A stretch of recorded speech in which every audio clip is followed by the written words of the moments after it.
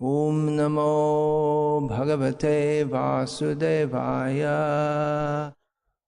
ओम अज्ञानतिमिरान्धस्य ज्ञानाञ्जनशलाकया चक्षुरुन्मीलितं येन तस्मै श्रीगुरवे नमः।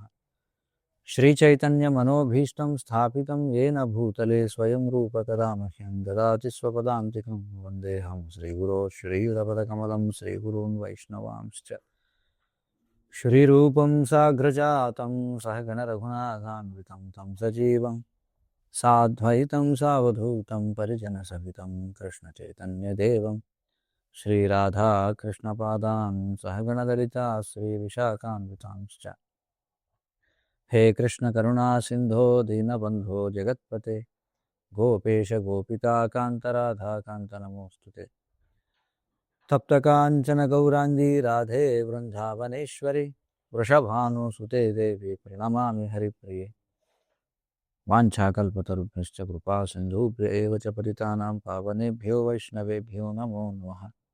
नमः ॐ विष्णुपादाय कृष्णप्रेष्ठाय भूतले श्रीमते भक्तिविकासस्वामिन्निति नामिने। नमः ॐ विष्णुपादाय कृष्णप्रेष्ठाय भूतले श्रीमते भक्तिवेदान्तस्वामिनिति नामिने। नमस्ते सारस्वते देवे गौरवाणी प्रचारिणे निर्विशेष शून्यवादी पाश्चात्यदेशतारिणे। जय श्री कृष्ण चैतन्य प्रभु नित्यानंद श्री अद्वैत गदाधर श्रीवासादि गौरभक्तवृंद। हरे कृष्णा कृष्ण कृष्ण हरे हरे राम राम राम हरे हरे। శ్రీ విష్ణు సహస్రనామ స్తోత్ర అధ్యయనానికి అందరికీ స్వాగతం.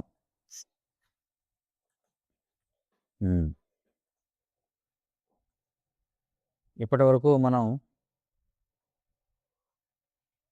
14 నామాలు చర్చించడం జరిగింది. విష్ణు సహస్రనామ స్తోత్రంలో 15వ శ్లోకాన్ని మనం చర్చిస్తున్నాం. 15వ శ్లోకం భూతాత్మా పరమాత్మా చ ముక్తానాం పరమాగతి అవ్యయ పురుష సాక్షి క్షేత్రజ్ఞో క్షర ఏవ చ. పూర్వ తరగతిలో మనం పురుష అనేటువంటి దానికి వివరణ ఏమిటో చూసాం. ఈరోజు మనం సాక్షి క్షేత్రజ్ఞ అక్షర అనేటువంటి నామాలు సమయం అనుకూలిస్తే మనం చర్చించడానికి ప్రయత్నం చేద్దాం.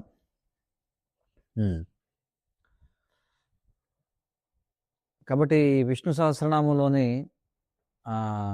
ఆయన నామాల్లో నిక్షిప్తమై ఉన్నటువంటి ఆ పూర్ణ పురుషోత్తమ భగవానుని యొక్క దివ్య గుణాలను మరియు లక్షణాలను మనం మన చర్చలో మనం కొనసాగిస్తున్నాం.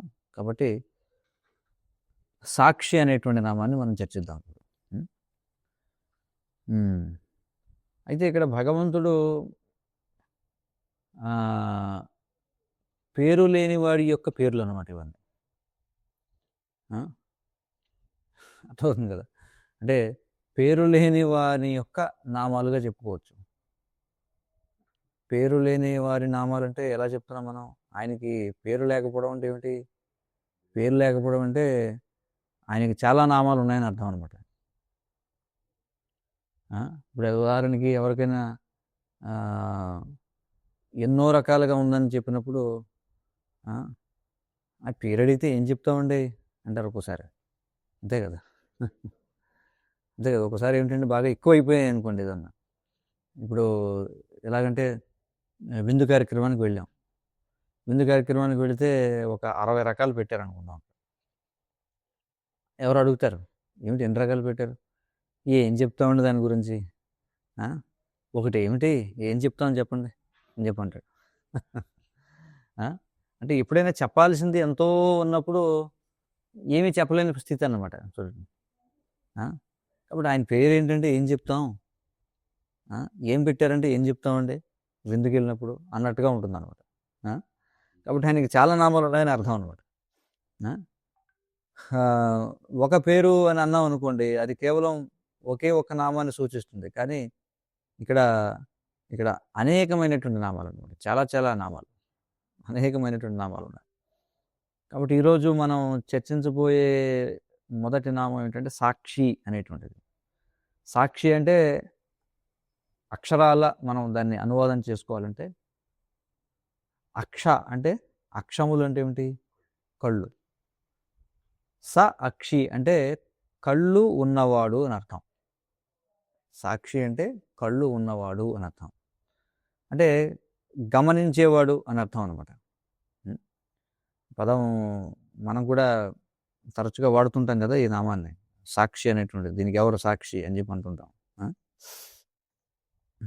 కాబట్టి ఇక్కడ అర్థం ఏమిటంటే సాక్షి అంటే అక్షరాల కళ్ళు ఉన్నవాడు.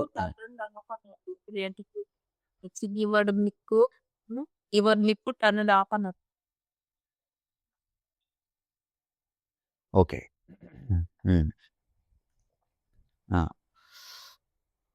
అంటే గమనించేవాడు లేదా సాక్షి అని.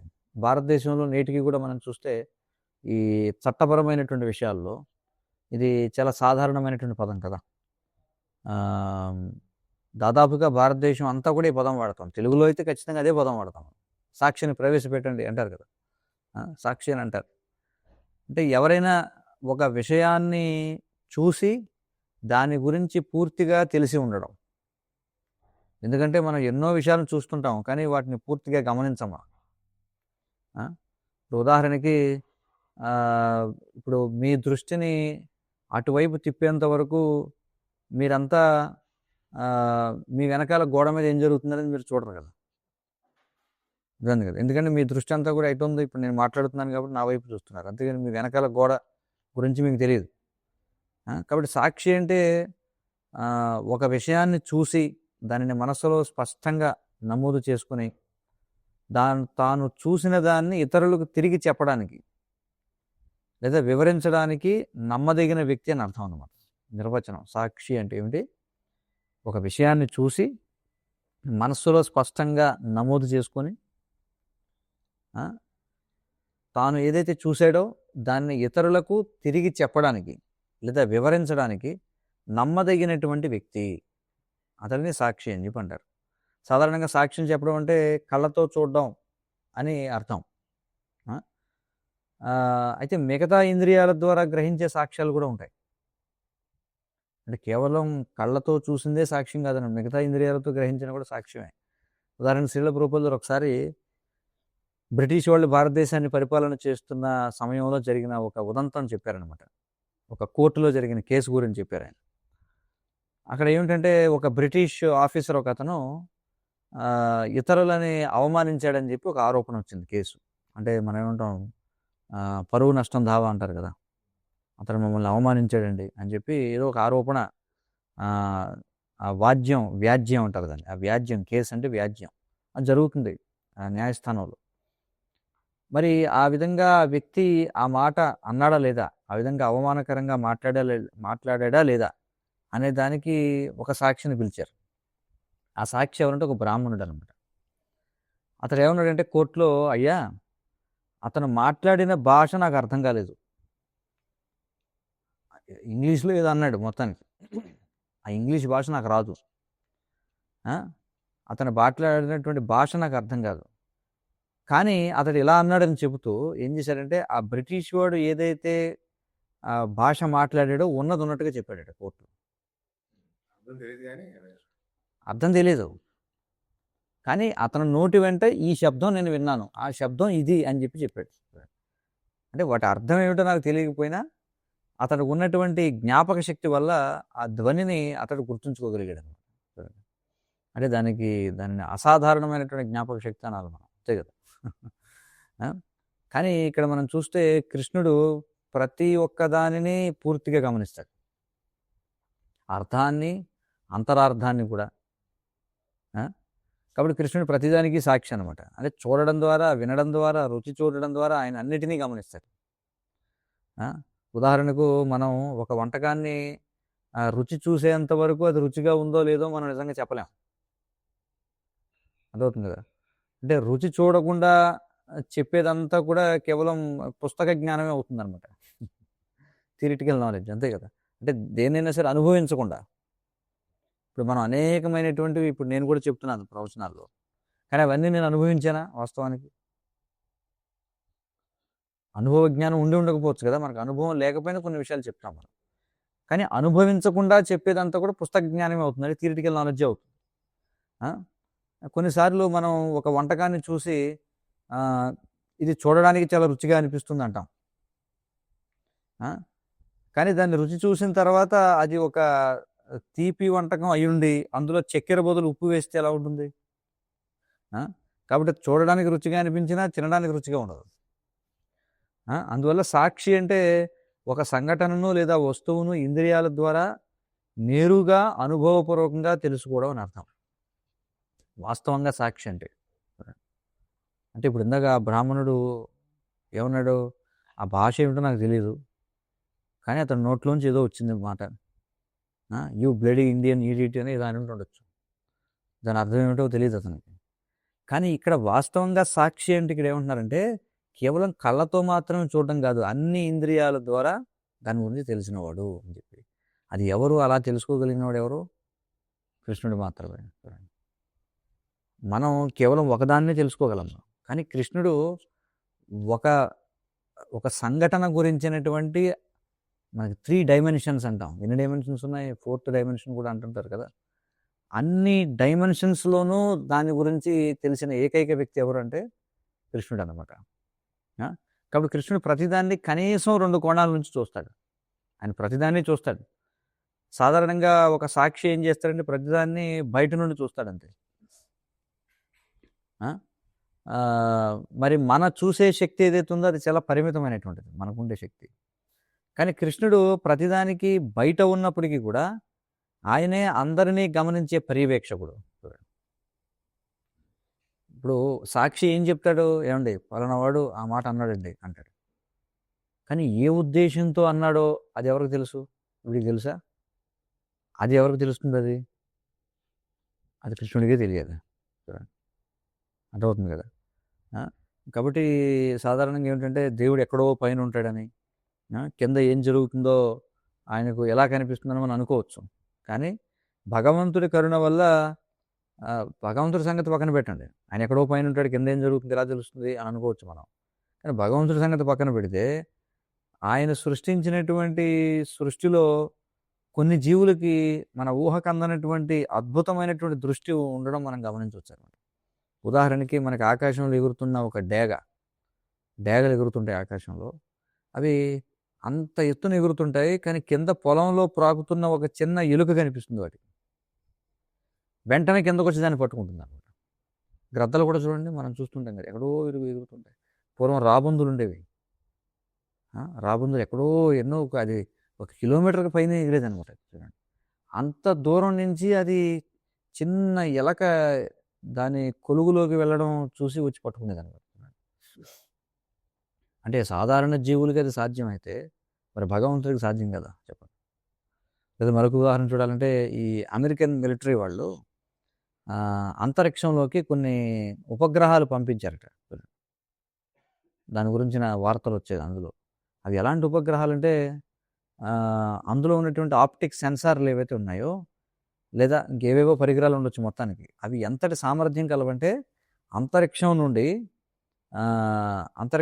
అంటే అవి బాగా ఎన్నో కొన్ని 100 మైళ్ళ దూరంలో ఉండకపోవచ్చు, కానీ లోపలి అంతరిక్షం నుండి వాళ్ళు అమెరికా వాళ్ళు పంపించినటువంటి శాటిలైట్లు మాస్కో నగర వీధిలో పడిపోయిన ఒక నాణ్యంపై ఉన్న అక్షరాలను కూడా చదవగలవట.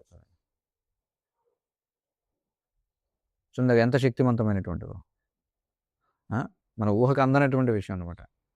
ఇది అంత దూరాన్ని ఉన్నటువంటి ఒక శాటిలైట్ మాస్కో సిటీలో వీధిలో ఒక నాణ్యం పడిపోయింది. ఆ నాణ్యం మీద ఏమి రాసి ఉంది చూడండి, అంత స్పష్టంగా చదవగలవట. చూడండి, అంటే గమనించడానికి, అంటే సాక్ష్యంగా ఉండడానికి వాటికి అంతటి సామర్థ్యం ఉందన్నమాట.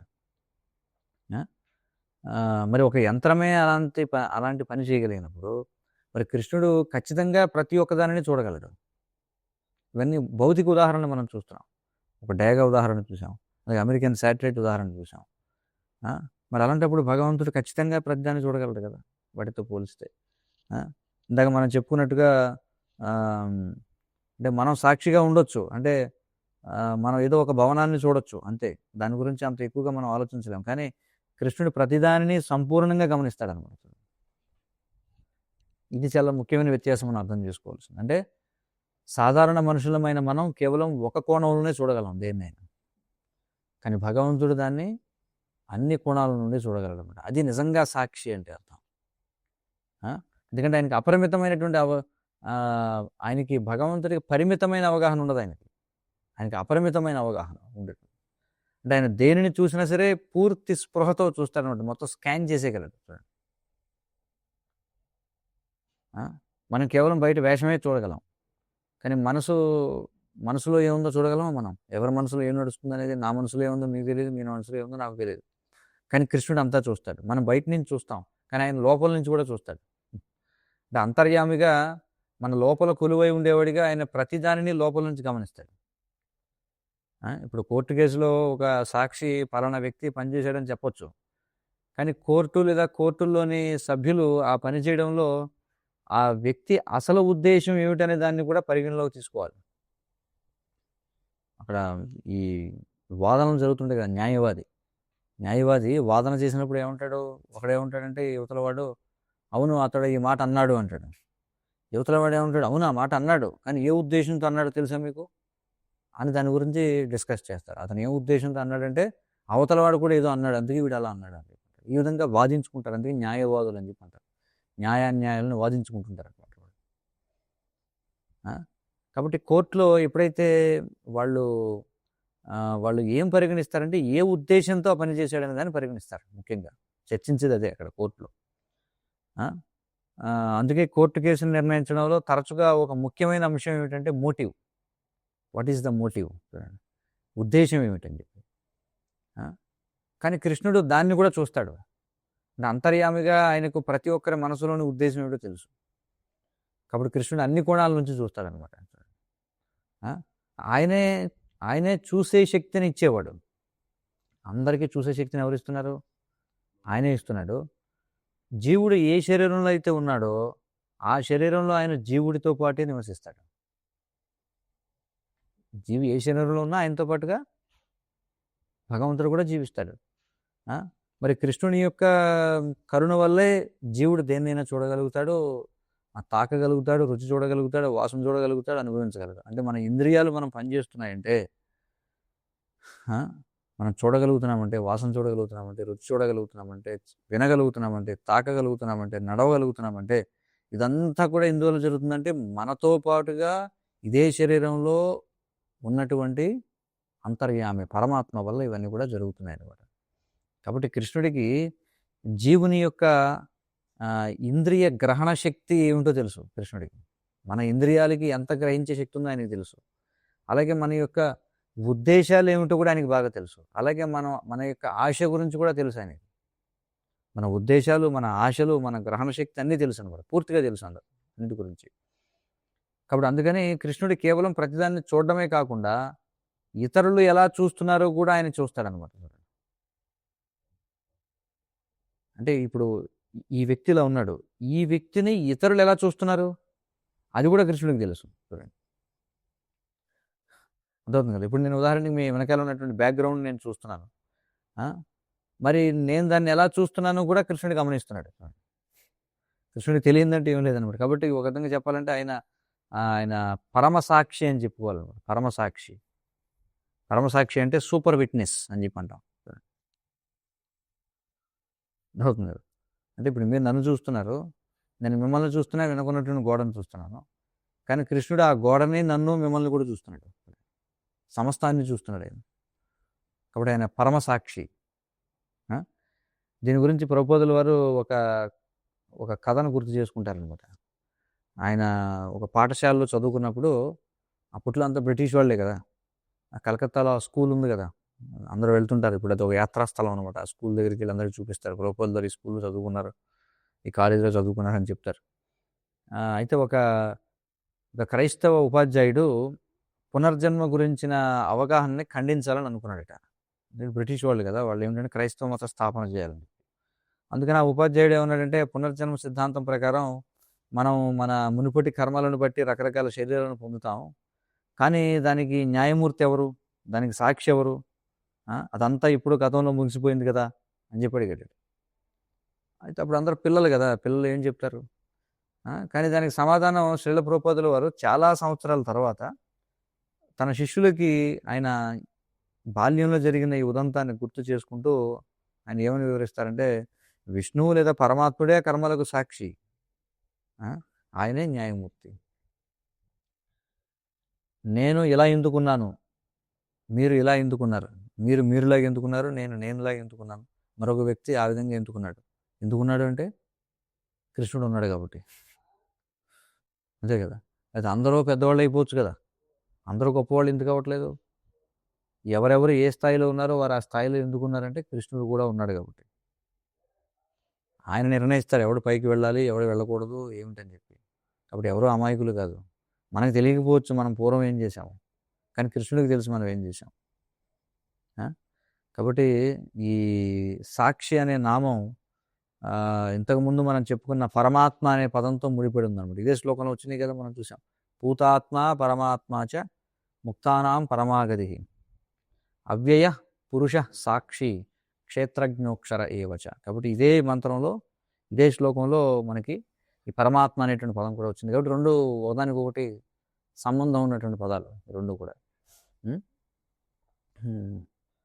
కాబట్టి పూతాత్మ పరమాత్మ అవ్యయ పురుష అని చెప్పుకున్నారు. పురుష సాక్షి తర్వాత సాక్షి అనేది వచ్చింది.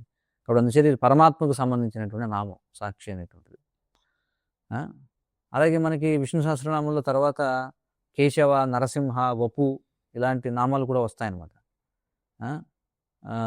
అలాగే ఈ పురుష, అవ్యయ అనే పదాలు ఏవైతే వచ్చాయో వాటిలాగే ఇది కూడా పురుషుని యొక్క నామం, అంటే భగవంతుని యొక్క నామం ఈ సాక్షి అనేటువంటిది కూడా. ఈ నామాలు ఇప్పుడే చూసాం మనం. అవ్యయ అంటే ఏమిటి, పురుష అంటే ఏమిటి. మరి భగవద్గీతలో మనం చూస్తే పరమాత్మాయం అవ్యయ అని చెప్పారు కృష్ణుడు. ఇంకా ఆపై పురుష అనేటువంటిది మాట కూడా వస్తుంది. అంటే కృష్ణుడు ఆయన ఎన్ని రకాలుగా పరమాత్మగా ఉంటాడు చూడండి. ఆయన ముందు క్షీరోదక సాయి విష్ణువుగా ఏం చేస్తాడో లోపల నుండి సాక్షిగా ఉంటాడు. అంటే ప్రతి జీవి లోపల, ప్రతి అణువు పరమాణువు లోపల ఉంటాడు సాక్షిగా. అలాగే గర్భోదక సాయి విష్ణువుగా ఏం చేస్తాడో మొత్తం విశ్వాన్ని చూస్తాడు. అంటే విశ్వంలో ఏం జరుగుతుందో సాక్షిగా ఉన్నాడు ఆయన. ప్రతి జీవి హృదయంలో, ప్రతి పరమాణువులో ఏం జరుగుతుందో సాక్షిగా ఉన్నాడు. ఈ విశ్వానికి సాక్షిగా ఉన్నాడు. అలాగే ఆయన మొదటి పురుష రూపం ఏమిటిది, మహావిష్ణువుగా మొత్తం భౌతిక జగత్తుకి సాక్షిగా ఉన్నాడు. అంటే ఆయన ఎన్ని దశలలో సాక్షిగా వ్యవహరిస్తున్నాడు ఆయన. అలా ఎవరికి సాధ్యమవుతుంది? సాధారణమైనటువంటి సాక్షి అంటాము, అది ఏముంది ఊరికి ఏదో ఒకదాన్ని చూస్తాము. కానీ భగవంతుడు ఎన్ని దశలలో సాక్షిగా ఉన్నాడు అనేది మనం చూడాలి. కాబట్టి ఒక సాక్షి అనేవాడు ఉన్నాడనే విషయాన్ని అర్థం చేసుకోవడం చాలా ముఖ్యం మనకి. ఎందుకంటే మన రహస్యంగా చేసే నేరాల నుండి ఎప్పటికీ తప్పించుకోలేము మనం. అంటే కొన్నిసార్లు మనం ఎక్కడికైనా దూరంగా వెళ్ళి ఏదైనా ఒక పని చేస్తే నన్ను ఎవరో చూడరు కదా అని అనుకుంటాం. కానీ పరమాత్మ చూస్తున్నాడు. ప్రభుత్వం మనల్ని పట్టుకోలేకపోయినా మనం జీవితాంతం ఒక నేరం నుండి తప్పించుకోగలిగిన చివరికి ఆ సర్వోన్నత ప్రభుత్వం మనల్ని పట్టుకుంటుంది అన్నమాట. ఎవరా సర్వోన్నత ప్రభుత్వం? భగవంతుని యొక్క న్యాయ వ్యవస్థ మనం చూస్తే. అందుకే ఇంగ్లీష్లో ఒక ప్రోవర్బ్ చెప్తారు, ఒక సామెత చెప్తారు. ఏమంటారంటే the long arm of the law అని చెప్పి అంటారు. The long arm of the law అంటే చట్టం చేతులు చాలా పొడుగ్గా ఉంటాయని. అంటే ఎక్కడికి వెళ్ళినా అంటే ఎవరికి వెళ్ళినా ఎవరో తప్పించుకోలేరని చెప్పి. అంటే అది ఎలాగైనా మనం చేరుకుంటుంది అనమాట.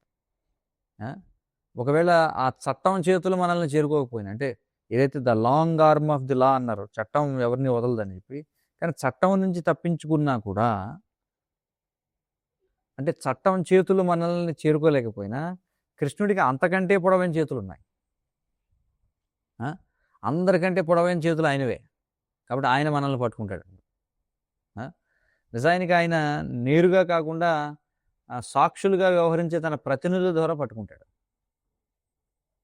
భాగవతంలో మనం చూసాం కదా, 6వ స్కందంలో యమదూతలకి విష్ణుదూతలకి మధ్య సంవాదం జరుగుతుంది.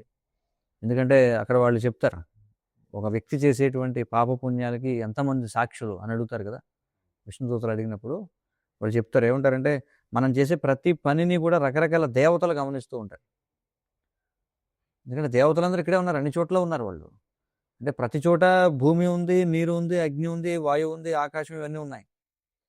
ఎక్కడెక్కడైతే ఈ పంచభూతాలు ఉంటాయో పంచభూతాలకు సంబంధించిన దేవతలు కూడా అక్కడే కొలువై ఉంటారు. చూడండి ఇది ఎలాంటిదంటే, ఒక ఉదాహరణ, ఇప్పుడు మన శరీరం ఉంది. శరీరంలో ఇప్పుడు నేను మాట్లాడుతున్నాను ఇలాగా, కాళ్ళు కిందకి పెట్టుకుని కూర్చున్నాను. నా బొటన వేలు మీద ఏదో దోమ కరుస్తుంది అనుకోండి, నాకు తెలుస్తుందా లేదా? తెలుస్తుంది. అంటే దాని అర్థం ఏమిటి? నేను బొటన వేలు దగ్గర ఉందా నా ఆత్మ? అంటే బొటన వేలు దగ్గర ఏం జరుగుతుందో తెలియాలంటే నా ఆత్మ అక్కడ ఉండాలా? అక్కడ ఉండాల్సిన అవసరం లేదు. ఆత్మ అనేది నా హృదయంలో ఉన్నప్పటికీ దీని యొక్క చైతన్యం విస్తరించి ఉంటుంది. అలాగే ఈ పంచభూతాలు ఏవైతే ఉన్నాయో పంచభూతాల వ్యాప్తంగా ఆ పంచభూతాల దేవతల చైతన్యం అనేది విస్తరించుంటుంది. కాబట్టి ఆ విధంగా దేవతలు ప్రతి చోటన ఉంటారని చెప్పుకోవచ్చు. ఎందుకంటే వారి వారి డిపార్ట్మెంట్లకు సంబంధించినటువంటి విషయాలన్నీ కూడా వాళ్ళకి తెలుస్తుంటాయి ఎక్కడ జరిగినా సరే. కాబట్టి వాళ్ళు ప్రతిదాన్ని గమనిస్తారనమాట. పగటి దేవత ఉంది, రాత్రి దేవత ఉంది, దిక్పాలకులు ఉన్నారు. చూడండి, వీరంతా కూడా సర్వోన్నత భగవంతుని ప్రతినిధులుగా ప్రతి ఒక్క దానిని చూస్తూ ఉంటారనమాట. కాబట్టి ఇది మనకి శ్రీల ప్రభుపాదుల వారి టీచర్ లేవనెత్తాడు కదా, ఏంటి ఆక్షేపణ, ఎలా తెలుస్తుంది అవన్నీ గతంలో జరిగిపోయాయి కదా అని. దానికి సమాధానం ఏంటంటే ఇదే. అంటే మన కర్మలను బట్టి మరియు దైవనేత్రం కింద కర్మణ దైవనేత్రేణ జంతురు దేహోపపత్తయే భాగవతం చెప్తుంది. అంటే ఈ దేవతలు ఎవరైతే ఉన్నారో ఈ దేవతల యొక్క అలాగే సర్వోన్నత భగవంతుని యొక్క నిర్దేశం ప్రకారం ఒక వ్యక్తి కొత్త కొత్త శరీరాలను పొందుతూ ఉంటాడు అన్నమాట. ఉపద్రష్టానువంతాచ ఎక్కడ చెప్పబడింది? భగవద్గీత 13వ అధ్యాయం 23వ శ్లోకంలో కృష్ణుడు ఏమంటున్నాడు? తనను తాను ఉపద్రష్టగా వర్ణించుకుంటున్నాడు. నేను ఉపద్రష్టని. ఉపద్రష్ట అంటే ఏమిటి అర్థం? ఉప అంటే ఉప అంటే దగ్గర అని అర్థం ఉంది. చాలా ఉన్నాయి అర్థాలు.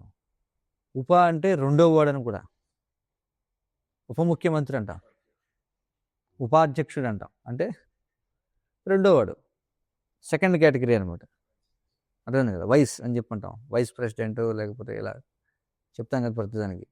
అలాగే ఇక్కడ కృష్ణుడు ఏమంటున్నాడంటే ఉపద్రష్టానుమంతాచ అని చెప్పుకుంటున్నాడు. అంటే నేను ఉపద్రష్టని అంటే నేను రెండవ సాక్షిని అని చెప్పుకుంటున్నాడు, నేను రెండవ పర్యవేక్షకుని అని చెప్పుకుంటున్నాడు. అంటే ప్రతి ఒక్కరి హృదయంలో ఉండే అంతర్యామిగా పరమాత్మగా ఆయన ప్రతిదానికి సాక్షి. అంటే వాస్తవంగా కృష్ణుడే అసలైన ద్రష్ట. నిజంగా చూసేవాడు ఎవరంటే కృష్ణుడే. మరి ఆయన్ని ఎందుకని ప్రాథమిక ద్రష్ట అనలేదు?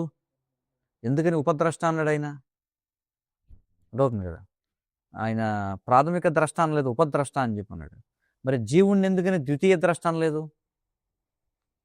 ఎందుకంటే వాస్తవంగా ప్రతిదానికి సాక్షి కృష్ణుడే కదా, కృష్ణుడే నిజంగా చూడగలిగేవాడు.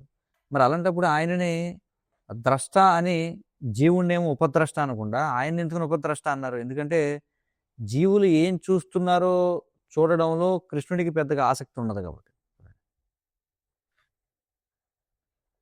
అర్థమవుతుంది కదా? అంటే జీవులు చూసే ప్రతి దాన్ని ఆయన చూడాలని అనుకోడు, ఎందుకంటే ఆయనకు అంత ఇంట్రెస్ట్ లేదు. కానీ అవసరమైతే ఆయన చూస్తాడనమాట. మీకు అర్థమవుతుంది కదా? ఇప్పుడు ఎలాగంటే ఇప్పుడు సీసీ కెమెరా బిగించుకున్నాం మనం, అవసరమైతే దాని రికార్డు బయటికి తీస్తాం.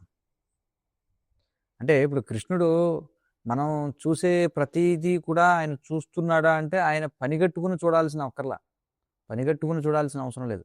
కానీ ఎప్పుడైతే ఆయనకి అవసరం అవుతుందో అప్పుడు అన్నీ చూడగలుగుతాడు. ఇది గతమైన ఆయన మళ్ళీ అంతా కూడా చూడగలుగుతాడు. అందుకని ఆయన ఉపద్రష్ట అని చెప్పన్నారు. అంతేగాని యాక్టివ్గా ప్రతిదీ మన కళ్ళతో మనం ఏం చూస్తున్నామో ఆయన కూడా మనలాగా అంత చూడాల్సిన అవసరం లేదు, అక్కర్లా. ఆయన కళ్ళు మూసుకొని శుభ్రంగా ఉంటాడు, ఆయన ఆనందంగా ఉంటాడు. అంతేగాని మనం చూసే ప్రతిదీ కూడా మన కళ్ళతో ఆయన కళ్ళు పెట్టి చూస్తాడని కదా ఇక్కడ అర్థం. ఆయన ప్రతిదీ తెలుసుకోగలడు, అవసరమైతే మొత్తం అంతా బయటికి తీస్తాడు రికార్డు అంతా. చూడండి, అది ఇక్కడ విశేషం అన్నమాట. అలాగే ఆయన అనుమంత అని చెప్పన్నారు. అనుమంత అంటే ఏమిటి? ఆయన పనులు జరగడానికి అనుమతినిస్తాడు.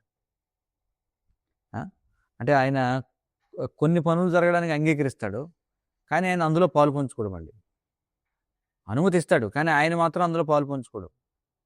భగవద్గీతలో కూడా కృష్ణుడు తనను తాను సాక్షిగా వర్ణించుకుంటాడు. ఏమంటాడు భగవద్గీతలో, గతిర్భర్త ప్రభు సాక్షి నివాస శరణం సుహృత్ అంటాడు 9వ అధ్యాయం 18వ శ్లోకంలో. ఆ విధంగా కృష్ణుడు తనను తాను రకరకాల పదాలతో వర్ణించుకుంటాడు అనమాట. ఈ శ్లోకంలో మనం చూస్తే గతిర్భర్త, గతి భర్త ప్రభు సాక్షి నివాస శరణం సుహృత్. చూడండి పదాలన్నీ మనం విశ్లేషించి చూస్తే, గతి అంటే ఏమిటి? అంతిమ గమ్యస్థానం. అంతిమ గమ్యస్థానం కృష్ణుడే. భర్త అంటే పోషించేవాడు. ప్రభువు అంటే యజమాని. సాక్షి అంటే గమనించేవాడు. నివాస అంటే అందరికీ నివాస స్థానం. శరణం అంటే ఏమిటి? అందరికీ ఆశ్రయము. సుహృత్ అంటే స్నేహితుడు. అంటే ఏమంటున్నాడు ఇక్కడ? అందరికీ గమ్యస్థానం నేనే, అందరినీ పోషించేవాడిని నేనే, అందరికీ యజమాని నేనే, అందరినీ గమనించేవాడిని నేనే, అందరికీ నివాస స్థానం నేనే, అందరికీ ఆశ్రయం నేనే, అందరికీ స్నేహితుడు నేనే అని చెప్పాడు. మొత్తం ఒక ముక్కలో చెప్పి వాడేశాడు అది. కాబట్టి ఎవరైనా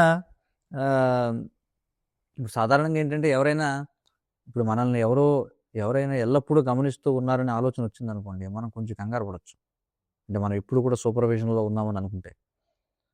ఇక్కడ మహారాజు గారు చెప్తున్నారు, 1984లో జార్జ్ ఆర్వెల్ 1884 అనే పేరుతో జార్జ్ ఆర్వెల్ అనేవాడు ఒక పుస్తకాన్ని రాశాడట.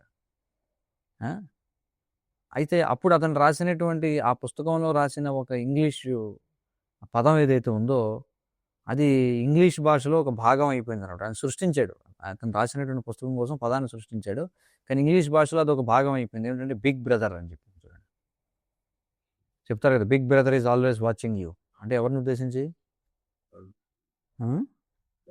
అమెరికా వాడిని. ప్రపంచంలో అమెరికా వాడిని బిగ్ బ్రదర్ అంటారనమాట. మీకు ఐడియా ఉంటుంది కదా. అంటే ప్రపంచవ్యాప్తంగా ఏ దేశం వాళ్ళు ఎవరితో గొడవ పడినా big brother is watching you. ఎందుకంటే అమెరికా వాడి శాటిలైట్లు అన్నీ చూస్తుంటారు అనమాట. అందుకే వాడు చూడండి, చిన్న చిన్న వాళ్ళు కొట్టుకుంటే మధ్యలోకి వెళ్ళి ఉంటుంటారు. ఏంట్రా ఇద్దరు ఏంటి గొడవ పడుతున్నారు, మీ ఇద్దరు సంగతి నాకు తెలియదు అనుకుంటున్నారా? చూడండి, పాలిస్తీనా వాడు ఇజ్రాయెల్ వాడు కొట్టుకుంటుంటారు. వీడేదో అంటాడు, వాడేదో అంటాడు. అది వీడు వచ్చి ఇలా నుంచి చూస్తాడు. ఎందుకంటే మరి వాడి దగ్గర హై టెక్నాలజీ ఉంది కదా. ఎందుకంటే అన్నీ వాడి ప్రపంచంలో ఏ మూల ఏం జరిగినా చూడగలడు. కాబట్టి బిగ్ బ్రదర్ మిమ్మల్ని గమనిస్తున్నాడు అని చెప్పి మీరు ఎక్కడికి వెళ్ళినా ఏం చేసినా నిరంతరం కెమెరాలు ఉంటాయనే భావన అనేది ఉందన్నమాట. దానిని తప్పించుకోలేరు. అంటే మనకి స్వేచ్ఛ దొరకదనమాట. చూడండి, అంటే ప్రజలు తమ వ్యక్తిగత స్వేచ్ఛను కోరుకుంటారు. ఆ విధంగా ఏంటంటే, ఎందుకని వ్యక్తిగత స్వేచ్ఛ కోరుకుంటారంటే, ఆ విధంగా వాళ్ళు చేసే పిచ్చి పనులను రహస్యంగా ఉంచుకోవచ్చు అని. ఎవరికి కూడా నాకు స్వేచ్ఛ కావాలి, స్వేచ్ఛ కావాలి, స్వేచ్ఛ కావాలి, స్వేచ్ఛ కావాలి. ఎందుకు నీకు స్వేచ్ఛ అంటే, నేను చేసే పిచ్చి పనుల్ని రహస్యంగా ఉంచుకోవచ్చు అని. కానీ బిగ్ బ్రదర్ మమ్మల్ని ఎప్పుడు కూడా చూస్తూ ఉంటాడు అనమాట. కాబట్టి ఈ 1984 1984 అనే బుక్ ఏదైతే ఉందో ఆ కథ ప్రకారం ఏంటంటే, వాళ్ళు ఒక క్యారెక్టర్ని సృష్టించారు, బిగ్ బ్రదర్ అనేవాడు. వాడు ఉన్నాడా లేదా అనేది స్పష్టంగా తెలియదు. కానీ ఏదేమైనప్పటికీ మొత్తానికి ఎవరో ఒకరు మనల్ని ఎప్పుడు గమనిస్తూనే ఉంటారు. అంటే ప్రభుత్వం మనల్ని గమనిస్తూ మనల్ని నియంత్రిస్తుందనే ఆలోచన ఉంది. అది అంటే అక్కడ ఆ పుస్తకంలో ఆ నవల యొక్క బ్యాక్గ్రౌండ్ ఏంటంటే అదనమాట. ఆ విధంగా రన్ అవుతుంటుంది. ప్రభుత్వం ఏ విధంగా దేశంలో ఉన్నటువంటి జనాన్ని ఎలా ప్రతిక్షణం గమనిస్తుంది అనేటువంటిది. ఎందుకంటే ముఖ్యంగా ఈ పాశ్చాత్య దేశాల్లో ఎవరైతే డెమోక్రటిక్ దేశాల్లో ఉన్నటువంటి వాళ్ళు తమపై ప్రభుత్వ నియంత్రణని తమ వ్యక్తిగత జీవితాల్లోకి ఈ ప్రభుత్వం చొరబడడాన్ని ఎప్పుడు కూడా ప్రతిఘటించడానికి ప్రయత్నిస్తూ ఉంటారు. అమెరికాలో ఇది ఒక పెద్ద ఇష్యూ అనమాట. ఏంటంటే ప్రైవసీ అనేది లేదు ఎక్కడ కూడా. మనకి ఇప్పుడిప్పుడే ఇండియాలో సీసీ కెమెరాలు పెట్టుకుంటున్నారు, అవి కూడా పనిచేయవు. ఇండియాలో సీసీ కెమెరాలు పెడతారు కానీ పనిచేయవు ఎక్కువ శాతం. కానీ అమెరికాలో అలా కాదనమాట. అమెరికాలో ఆ దేశంలో ప్రతి అణువును వాళ్ళు గాలించగలరు. ఒక అమెరికా ఒకటే కాదు, ఇందాక చెప్పుకున్నాం కదా, వాడి శాటిలైట్లు ఎంత పవర్ఫుల్ అంటే, ఎక్కడో రష్యాలో మాస్కోలో ఒక వీధిలో పడిపోయిన నాణ్యం మీద ఏమి రాసిందో కూడా అంత స్పష్టంగా చూడగలిగినటువంటి యంత్రాలు ఉన్నాయి. ఇప్పుడు అంతవరకు ఇప్పుడు గూగుల్ ఎర్త్ ఓపెన్ చేయండి, గూగుల్ మ్యాప్స్ ఓపెన్ చేయండి. గూగుల్ మ్యాప్స్ ఓపెన్ చేస్తే మనకి చాలా క్లియర్ కనిపిస్తుంది. ప్రతి ఊరు, ప్రతి ఇల్లు కనిపిస్తుంది అందులో ఒక మోస్తరుగా. ఇంకా వాడికి ఏమైనా డబ్బులు కడితే అది ఫ్రీ అనమాట, ఫ్రీ డేటా అదంతా. డబ్బులు కడితే ఇంకా ఫోకస్డ్గా చూడొచ్చు మనం కావాలి. అంటే మనిషికి ఇది సాధ్యం అయితే భగవంతుడికి ఎంత సాధ్యం అది? ఆ? మరి అలా దానికే భయపడేవాళ్ళు ఏంటి, మనం చేసే ప్రతిదాన్ని ప్రభుత్వం చూస్తుంది, ఇలా చూడకూడదు, ప్రభుత్వం మా యొక్క వ్యక్తిగత వ్యవహారాల్లోకి ఇప్పుడు అదే కదా. ఇప్పుడు వాట్సాప్, తర్వాత ఫేస్బుక్, గూగుల్ ఇవన్నీ కూడా ఏమిటి, ఎన్స్క్రిప్షనా దాని ఏమంటారు, encryption, end to end encryption అని చెప్పి అంటారు. ఇప్పుడు అది ఒక పెద్ద ఇదన్నమాట. మనం ఏదైనా ఒక యాప్ వాడుతున్నామంటే ఫోన్లో, మనం ఏదో ఒక యాప్ వాడుతున్నామంటే ఆ యాప్ ఇన్స్టాల్ చేసినందుకు గాను వాడికి మనకు కొన్ని పర్మిషన్లు ఇచ్చేస్తున్నాం. ఏం పర్మిషన్లు? వాడు ఏమంటాడు, ఈ యాప్ ఇన్స్టాల్ అవ్వాలంటే మీకు ఆ మొబైల్ నెంబర్లు మేము చూస్తాం, ఈ మెసేజ్లు ఏమొస్తున్నాయో మేము చూస్తాం అంటాడు. అవునా కదా? దానికి ఓకే చేస్తేనే ముందుకెళ్తాం, లేకపోతే ఇన్స్టాల్ అవ్వదు అది. అంటే మనం ఒక యాప్ని ఇన్స్టాల్ చేసుకుని వాడుకున్నందుకు గాను మన సమాచారం అంతా వాడికి ఇచ్చేస్తున్నాం. ఇప్పుడు ప్రైవసీ గురించి ఎన్ని గొడవలు జరుగుతున్నాయి. ఆ కంపెనీల యజమానులు కూడా ఒప్పుకున్నారు. వాళ్ళు మార్క్ జకర్బర్గ్ ఎవడాడు, ఫేస్బుక్కి సంబంధించిన వాడు, గూగుల్ వాళ్ళు, మైక్రోసాఫ్ట్ వాళ్ళు అందరూ ఒప్పుకున్నారు. వాళ్ళ ఉత్పత్తులు, వాళ్ళ సాఫ్ట్వేర్లు ఎక్కడెక్కడైతే వాడబడుతున్నాయో అక్కడ ఉన్నటువంటి సమాచారం అంతా వాళ్ళకి చేరుతుందా లేదు? ఒక మనిషి ఇలా చేయగలిగితే మరి భగవంతుడు ఇంకా ఎంత ఇది చేస్తాడు చెప్పండి. మరి దీనికే కంగారు పడిపోయే జనం మనం చేసే ప్రతి పని గమనించబడుతుందని, దాని నుంచి తప్పించుకోవడానికి కూడా మార్గం లేదని తెలుసుకుంటే ఇంకెంత బెదిరిపోతారు చూడండి. అంతే కదా. ప్రతి పని గమనించబడుతుందని కంగారు పడుతున్నారు, కానీ గమనించబడడం మాత్రమే కాదు, దాని నుండి తప్పించుకోవడానికి కూడా మార్గం లేదు. ఎందుకంటే కృష్ణుడు చూస్తున్నాడు కదా, కర్మ అనుభవించాలి కదా. ఇంకా ఆ విషయం తెలిస్తే ఇంకెంత గుండె బద్దలైపోతుంది జనాన్ని చూడండి. అయితే ఇక్కడ మనకి ఊరటనిచ్చే ఒక మంచి వార్త ఏమిటంటే, ఆ బిగ్ బ్రదర్ ఎవరైతే పైనుంచి చూస్తున్నాడో అతడు ఎవరంటే కృష్ణుడు. అది మన అదృష్టం అన్నమాట. ఎందుకంటే ఆయన కేవలం సాక్షి మాత్రమే కాదు, ఈ శ్లోకంలో చెప్పినట్టుగా ఆయన సుహృత్తు కూడా. కానీ వీళ్ళు ఏదైతే చెప్పారు కదా, అన్నీ కూడా సర్వైలెన్స్లో ఉన్నారని చెప్పి, వాళ్ళు మంచోళ్ళు కాదు. కానీ ఇక్కడ అన్నీ చూస్తున్నటువంటి వ్యక్తి ఎవరు? కృష్ణుడు. ఆయన మనకి బెస్ట్ ఫ్రెండ్ అని చెప్పి అంటున్నారు. అది మనకి గుడ్ న్యూస్ అనమాట. ఆయన మనకి బెస్ట్ ఫ్రెండ్ కాబట్టి ఎవరి సీక్రెట్లు వాళ్ళకే ఉంచుతాడు. మీరు నా గురించి ఏమనుకుంటున్నారో కృష్ణుడికి తెలుసు, నేను మీ గురించి ఏమనుకుంటున్నానో కృష్ణుడికి తెలుసు, మీ గురించి నా గురించి కృష్ణుడికి తెలుసు. కానీ నా విషయాలు మీకు చెప్పడం, మీ విషయాలు నాకు చెప్పడం, అంత ప్రైవసీ మెయింటైన్ చేస్తాడు ఆయన. అంత బెస్ట్ ఫ్రెండ్ అనమాట. అలాంటి వాడు ఎవడన్నా ఉంటాడా చెప్పండి. ఇలా నిజంగా భౌతిక ప్రపంచంలో సాధారణ వ్యక్తికి నిజంగా మీకు స్నేహితుడై ఉండి ఉన్నటువంటి వ్యక్తి సాధారణంగా ఏం చేస్తారు, మీకు సంబంధించిన విషయాలు వాడికి చెప్పేస్తారు, నాకు సంబంధించిన. కానీ కృష్ణుడు అలా చేయడు. అది మనకు గుడ్ న్యూస్ అనమాట. అందుకే ఆయన ఈ శ్లోకంలో ఏమన్నాడు, గతిర్ భర్త ప్రభు సాక్షి నివాస శరణం సుహృత్ అన్నాడు చివరికి. మీరు ఏం కంగారు పడకండి, ఇవన్నీ ఉంది కరెక్టే, కానీ నేను మీ బెస్ట్ ఫ్రెండ్ అని చెప్పి అంటున్నాడు. అది మనకి అడ్వాంటేజ్ అనమాట. ఆయన అందరికంటే కూడా గొప్ప స్నేహితుడు అనమాట. కాబట్టి ఆయన మనల్ని ఎలా చూస్తారంటే, తల్లిదండ్రులు ఎల్లప్పుడూ తమ చిన్నపిల్లల్ని ఎలా గమనిస్తారో అలా చూస్తాడనమాట. అలా గమనిస్తూ ఉంటాడు. నేను గమనించాలి కదా మరి. అంటే పిల్లలకి ఒక నిర్దిష్ట వయసు అనేది ఉంటుంది. ఇక్కడ తల్లిదండ్రులుగా ఉన్నవారు అంటే ఇప్పుడు చూడండి, సాధారణంగా పిల్లలు పాకే వయసు దాటిన తర్వాత ఒక వయసు వస్తుందన్నమాట. ఈ పాకే వయసు దాటిన తర్వాత నిలబడడం మొదలు పెడతారు కదా, అది చాలా రిస్కీ వయసు అనమాట పిల్లలు. ఎందుకంటే ఆ సమయంలో వారిని అక్షరాల ప్రతి సెకండ్ కూడా గమనిస్తూ ఉండాలి. లేకపోతే వాళ్ళు తమకు తాము హాని చేసుకోవడమో, లేదా వస్తువుని ఏదైనా పగలగొట్టడమో, లేదా దేనికైనా నష్టం కలిగించడమో చేస్తుంటారు చూడండి. అంటే వారికి ప్రతి దానిపై కూడా కుతూహలం ఉంటుందన్నమాట. ఆ సమయంలో నడకొచ్చేసింది కదా వాళ్ళకి, ఏది చూసినా దానిపై పరిగెత్తుంటున్నారు. మంట కనిపించినా మంటపై వెళ్ళిపోతారు, యుద్ధం కనిపించిందని దానిపై వెళ్ళిపోతుంటారు చూడండి. కుతూహలం అనమాట. అంటే కుతూహలము మరియు కదలిక ఉండే వయసు అనమాట. అంతకుముందు కుతూహలం ఉండొచ్చు, కానీ పాకలేడు కదా, వెళ్ళలేడు. కానీ ఇప్పుడు నడకొచ్చింది కాబట్టి ఏమవుతాడు, ప్రతిదాని వైపు దూసుకుపోయిపోతాడు చూడండి. కానీ ఏం చేయాలో ఏం చేయకూడదో, దేనిని తాకాలో దేనిని తాకకూడదో తెలియనటువంటి అమాయకత్వపు వయసు అనమాట.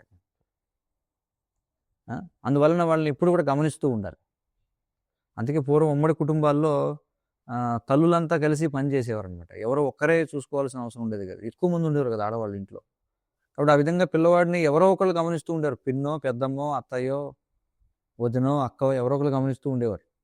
కాబట్టి అతనికి ఏంటంటే ఒక సాక్షి అనేవాడు ఉంటాడనమాట. వాడు ఏం చేసినా ఎవడో ఒకడు చూసేవాడు ఒకడు ఉంటాడు. ఇప్పుడేంటి పరిస్థితి మరి? ఆ? ఆ, కాబట్టి అదేంటంటే ఒక తల్లిదండ్రుల యొక్క ప్రేమపూర్వకమైన శ్రద్ధతో కూడుకునేటువంటిది అనమాట. అంతేగాని ఆ, ఇది ఇది జార్జ్ ఆర్వెల్ అనేవాడు ఆ నవల్లో ఊహించినట్టుగా బిగ్ బ్రదర్ లాంటి దుష్ట నియంత్రణ కాదనమాట. అమెరికా వాడిది దుష్ట నియంత్రణ, బిగ్ బ్రదర్. కానీ కృష్ణుడిది దుష్ట నియంత్రణ కాదు, కానీ ఆయన సాక్షి. అది మనం అర్థం చేసుకోవాలి. కాబట్టి ఇక్కడ మనం ముఖ్యమైన విషయం మరొకటి ఏమిటంటే కృష్ణుడు నేరుగా చూస్తాడు. చూడండి, ఇంకొక విషయం ఇక్కడ సాక్షి అనే దాంట్లో మరొక ఆస్పెక్ట్లోకి వెళ్తున్నాం ఇప్పుడు. కృష్ణుడు నేరుగా చూస్తాడు అంటే దాని అర్థం ఏమిటి అంటే ఆయన ఎవరిపైన ఆధారపడనటువంటి స్వతంత్ర ద్రష్ట, ఇండిపెండెంట్ సీర్ అనమాట. అంటే ఇప్పుడు మనం చూడడానికి మన కంటి చూపు అనే ఇంద్రియాలపై మనం ఆధారపడతాం. కళ్ళు లేకపోతే చూడగలం మనం? లేదు. అంటే మనం చూడాలంటే కంటిపై ఆధారపడాలి. కానీ మన ఇంద్రియాల ద్వారానే ప్రతిదీ అనుభూతి చెందుతాం. కానీ ఇంద్రియాలలో లోపాలు ఉన్నాయి కదా ఇంద్రియాలు. అంటే మనం చూసే ఇంద్రియాలకే కాదు, మన సమస్త ఇంద్రియాల్లోనూ లోపాలు ఉన్నాయి. అదే కదా 4 లోపాల్లో ఒకటి ఏమిటి? అసంపూర్ణ ఇంద్రియాలు. కర్ణాపాటవ అని చెప్పిన, కర్ణ అపాటవ, అసంపూర్ణమైన ఇంద్రియాలు మనవి. అలాగే సరే, ఇంద్రియాలు అసంపూర్ణం. ఇంద్రియాల ద్వారా మనం పొందిన సమాచారాన్ని అర్థం చేసుకునే విధానంలో కూడా లోపాలు ఉన్నాయి మళ్ళీ. చూడండి, ఎన్ని ఉన్నాయి లోపాలు ఇక్కడ. ఇంద్రియాలు అసంపూర్ణం. ఇంద్రియాల ద్వారా మనం సమీకరించినటువంటి జ్ఞానం ఏదైతే ఉందో దాన్ని అర్థం చేసుకునే సామర్థ్యం కూడా మనకి ఎలా ఉంటుంది? అందులో కూడా లోపం ఉంది మనకి. అలాగే మనం ఏదైనా చూడాలనుకుంటే కాంతిపై ఆధారపడాల్సి ఉంటుంది. అంటే ఇంద్రియాలు ఉంటే సరిపోదు, మళ్ళీ కన్ను ఉంటే సరిపోతుందా? వెలుగు ఉండాలి కదా, మళ్ళీ వెలుగుపై ఆధారపడాలి. ఇలాగ ప్రతి ఇంద్రియాన్ని మీరు లెక్కేసుకోండి. మనం ఏదో చెప్తాం, నేను విన్నాను, నేను తిన్నాను, నేను చూశాను అంటాం. కానీ ఎక్కడ చూసాం మనం? దానిపై ఎంతోమంది ఉన్నారు అందులో. మళ్ళీ నువ్వే చూసాను, నేను 4 రుచి చూసింది. 4 రుచి చూసింది కలగడానికి మళ్ళీ దానికి వేరే వాడిపై ఆధారపడ్డావు. కంటితో చూసావు, సరే, కన్ను ఉంటే సరిపోద్దా చూడడానికి? వెళ్తుండాలి కదా. సో కాబట్టి ప్రతిదానికి అంతేనమాట. అంటే మనం మన మనోనేత్రంతో కూడా కొన్ని విషయాలను చూడొచ్చు కదా. ఒక్కోసారి మన మనసుతో కూడా మనం చూస్తూ ఉంటాం. కానీ అది సాక్ష్యంగా ఉండడం కాదనమాట. నిజమైన సాక్షి అంటే అది కాదు. ఎందుకంటే మనం చూడడానికి వెలుతురుపై ఆధారపడతాం. అలాగే మనం రకరకాల దేవతలపై కూడా ఆధారపడతాం. సూర్యదేవుడు మన దృష్టి శక్తిని పర్యవేక్షిస్తాడు కదా. కానీ ఇక్కడ కృష్ణుడు నేరుగా చూస్తాడంటే అక్కడ అర్థం ఏమిటంటే కృష్ణుడు చూడడానికి ఎవరిపైన దేనిపైన ఆధారపడడు. చూడండి, ఆయన ఇంద్రియాలు ఎంతటి శక్తివంతమైనవంటే కేవలం తన కళ్ళతో మాత్రమే చూడడు. బ్రహ్మ సంహితలో చెప్పబడినట్టుగా ఆయన కేవలం కళ్ళతోనే చూస్తాడా? లేదు. అంగాని యస్య సకలేంద్రియ వృత్తిమంతి పశ్యంతి పాంతి కలయంతి చిరంజగంతి అని చెప్పుకుంటున్నాడు. కాబట్టి కృష్ణుడు ఆయన ఏ సమయంలో అయినా సరే చూడలేకపోవడం అనే ప్రశ్నే లేదనమాట. చూడలేకపోవడం అనే ప్రశ్నే లేదు. మరి ఆయన చూడగలడు, ఎందుకంటే ఆయన దివ్య శరీరానికి భౌతిక శరీరం లాంటి పరిమితులు లేవు. మన శరీరానికి ఉన్న పరిమితులు ఉన్నాయా? ఆయనకి లేవు. అందువల్ల కృష్ణుడు ప్రతిదాన్ని నేరుగా చూస్తాడు. ఇది మనం అర్థం చేసుకోవాలి. మరొక అవగాహన ఏమిటంటే కృష్ణుడు ప్రతిదానిని చూస్తాడు, కానీ అదే సమయంలో ఆయన ప్రతిదానికి అతీతంగా ఉంటాడు. చూడండి, మనం ఏదైనా చూసామంటే దాని ప్రభావానికి లోనైపోతాం. అంటే దాని ప్రభావానికి లోనైపోతాం మనం. ఇప్పుడు ఏదన్నా మంచి సుందరమైనటువంటి దాన్ని చూసామనుకోండి, చూడడంతో ఆగిపోదు, దాని ప్రభావం పడుతుంది మనకి. మనం ఏదన్నా విన్నాం అనుకోండి, వినడంతో అయిపోదు, విన్నదాని ప్రభావానికి గురవుతాం. వాసన చూసామనుకోండి, వాసన చూడడంతో అవదు, దాని ప్రభావానికి గురవుతాం మనం. కానీ కృష్ణుడు ప్రతిదాన్ని చూస్తాడు, కానీ అదే సమయంలో ఆయన ప్రతిదానికి అతీతంగా ఉంటాడు. చూడండి, అది కాబట్టి ఆయన నమ్మదగిన సాక్షి అన్నమాట. మిగతా వాళ్ళు ఎవరు నమ్మదగిన సాక్షులు కాదు. అంతే కదా. మనం ఏదన్నా ఒక దానికి చూసామంటే మనం న్యూట్రల్గా ఉండం కదా. మనం వెంటనే మనం ఏదో ప్రీకన్సీవ్డ్ నోషన్స్ అంటారు, ప్రిజుడిసెస్ అంటారు, వాటికి గురవుతాం మనం. కానీ కృష్ణుడు నమ్మదగిన సాక్షి అన్నమాట. మరి మళ్ళీ మనం ఒకవేళ కోర్టు ఎగ్జాంపుల్ తీసుకున్నాం అనుకోండి, కృష్ణుడే నమ్మదగిన సాక్షి. ఆయన ఎవరికి సాక్ష్యం చెప్పాల్సిన అవసరం లేదు. కానీ సాధారణంగా ప్రతి సాక్షి కేవలం ఒక విషయాన్ని చూడడమే కాకుండా దానిని తన పద్ధతిలో విశ్లేషణ చేస్తాడు. ప్రతి ఒక్కడు కూడా. అంటే ఎవరు మంచి, ఎవరు చెడు అని. మనం అందరం కూడా అంతే కదా! మనకు విషయాలను మనకు నచ్చినట్టుగా గుర్తుంచుకోవడానికి మనం మొగ్గు చూపుతాం. ఏదన్నా ఒక విషయాన్ని చూసామంటే మనకు నచ్చినట్టుగా అర్థం చేసుకోవడానికి ట్రై చేస్తాం. ఇప్పుడు ఇద్దరు వ్యక్తుల మధ్య ఏదైనా వాదన జరిగిందనుకోండి. రకరకాల ప్రజలు దాన్ని చూసుడు ఉన్నారనుకోండి. ఏదో వాదన జరుగుతుంది. రకరకాల ప్రజలు దాన్ని చూస్తే చాలా ఆహ్, ఆహ్, అందులో వారు ఏం చేస్తారంటే దాన్ని వేరువేరుగా చెప్పుకుంటారు. ఒక్కొక్కడు ఒక్కో రకంగా చెప్తారు దాన్ని. ఇప్పుడు ఒకటో వ్యక్తి ఒకడిని సమర్థిస్తే వాడేమంటాడు, అవును ఇతడే నిజంగా పద్ధతిగా మాట్లాడుతున్నాడు అంటాడు. అవతల వ్యక్తి గొడవకు కారణమయ్యాడని అంటారు. రెండో వాడేమంటాడు, లేదు లేదు అలా ఇలా జరగలేదని చెప్పి ఇంకొకడు అంటాడు. అంటే వాళ్ళిద్దరూ కూడా ఒకే విషయాన్ని చూశారు. ఇద్దరూ దానికి సాక్ష్యంగా ఉన్నారు. కానీ ఇద్దరి దగ్గరే వేరే వెర్షన్ ఉంటదనమాట. ఏకం సత్ బహుదాహ ఏకం సత్ విప్రాహ బహుదా వదంతి అన్నట్టుగా. జరిగిన విషయం ఒకటే. కానీ దాన్ని చూసినోడు ఒక్కొక్కడు ఒక్కో రకంగా అర్థమవుతుంది. చూడండి ఎన్ని లోపాలున్నాయో. చాలా సాధారణమైన విషయం కదా ఇది. పోలీసులకు కూడా తెలుసు ఇది. భారతదేశంలోనే కాదు. ఎందుకంటే ఇప్పుడు సాక్షి ఏం చెబుతాడనేది అతనికి ఎవరు ఎక్కువ డబ్బు ఇస్తారనే దానిపై ఆధారపడి ఉంటుంది ఒక్కోసారి. దొంగ సాక్ష్యాలు కూడా చెప్తుంటారు కదా! కాబట్టి అది నమ్మదగినది కాదనమాట. కానీ ఈ పోలీసులకి చాలా బాగా తెలిసిన విషయం. ఎందుకంటే సాక్షులు కొనుక్కుంటారనమాట. అంటే ఏదైనా ప్రమాదం జరిగిన స్థలానికి జరిగిన 5 లేదా 10 నిమిషాల తర్వాత చేరుకుంటారు. అక్కడ రకరకాల సాక్షులు ఉంటారు. మరి వారు సాక్షులందరిని అడిగినప్పుడు వారంతా వేరు వేరు విషయాలు చెప్తారనమాట ఒకే దాని గురించి. ఇప్పుడు ఎలాగంటుందంటే నడి రోడ్డు మీద ఎవరో నరికేసాడు అనుకోండి. సాధారణంగా ఏం చేస్తారు, వెంటనే షాపులు మూసేస్తారు. సాక్ష్యం చెప్పాల్సి వస్తుందని చెప్పి. ఉన్నవాళ్ళని ఒకవేళ పోలీసులు వచ్చి పట్టుకున్నా అందులో ఒక్కొక్కడు ఒక్కో రకంగా చెప్తాడు. వాళ్ళకి భయం అనమాట, ఎందుకు వచ్చిందిరా బాబు అని. ఎవడో దొరకకపోతే కొత్త సాక్ష్యం తయారు చేస్తారనమాట. అందుచేత చాలా సాధారణమైన విషయం ఇదంతా కూడా. జరిగింది ఒకటే విషయం, కానీ ఒక్కొక్కడు ఒక్కో రకంగా దాన్ని అర్థం చేసుకుంటాడు. ఇవన్నీ మనకు ఉన్నటువంటి లోపాలు అనమాట. కానీ నమ్మదగినటువంటి సాక్షి ఎవరంటే, ఎవరు ఏకైక నమ్మదగిన సాక్షి, నిజమైన సాక్షి కృష్ణుడు. హరే కృష్ణ కృష్ణ కృష్ణ హరే హరే, హరే రామ రామ రామ హరే హరే. సో ఇది సాక్షి అనే పదానికి ఇవ్వబడినటువంటి వివరణ. అయితే తర్వాత మనకి ఈ సాక్షి తర్వాత మళ్ళీ అవ్యయ పురుష సాక్షి క్షేత్రజ్ఞోక్షరయ్యవచ్చ అని చెప్పి అనుకున్నాం కదా. క్షేత్రజ్ఞ, అక్షర అనే పదాలు ఉన్నాయి. అందులో కూడా ఈ సాక్షి అనే దాని గురించిన కొన్ని సమాచారం అందులో కూడా చూస్తాము. అది రేపటి రోజున భగవత్ చిత్తం అయితే చర్చిద్దాం. ఇందులో ఏమైనా ప్రశ్నలు సూచనలు ఉంటే చెప్పండి ఎవరికైనా.